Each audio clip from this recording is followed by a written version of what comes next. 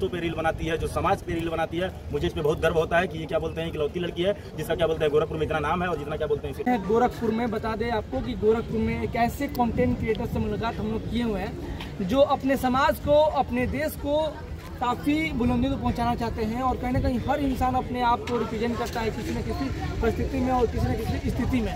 तो ऐसे ही एक कंटेंट क्रिएटर जो कि लड़कियां हैं और आज अपने आप को इस तरह से प्रस्तुत कर रही हैं कि अपने समाज को, अपने जात को कहीं ना कहीं ये संदेश देने के लिए कि आप लोग आगे बढ़िए और हम आपके साथ में हैं। तो सर आपका स्वागत है। सबसे पहले तो आपका जुबानी आपका नाम जाना चाहेंगे, आपका नाम कैसे है सर? मेरा नाम रजनीश कुमार गौतम पड़ेगा।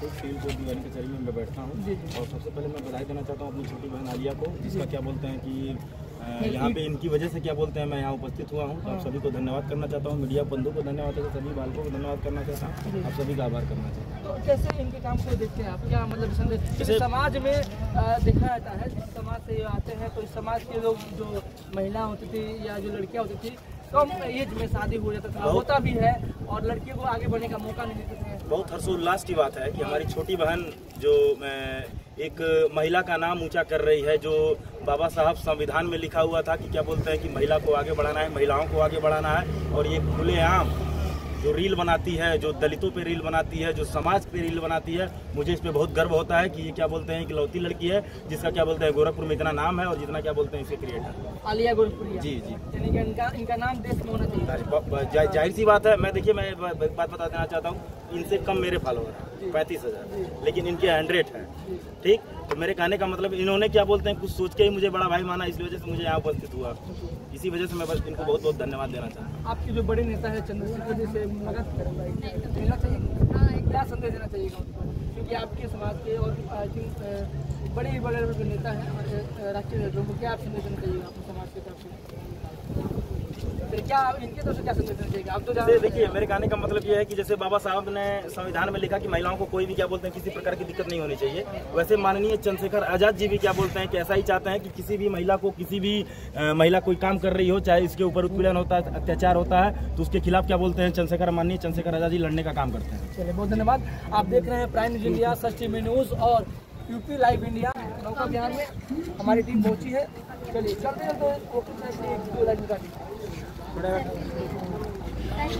छोटी सी एक स्पेशल गाना का देखिए कि अभी भोजपुरी का हम लोग यूपी वाले हैं ना, गाना है कि नहीं झुलनी के छैया बलम दुपहरिया बिताइला हो,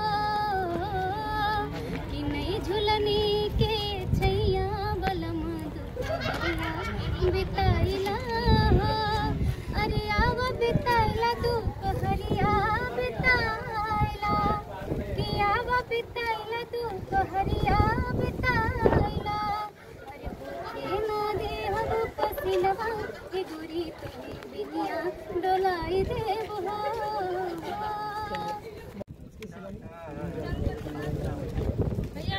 भाई थोड़ा तो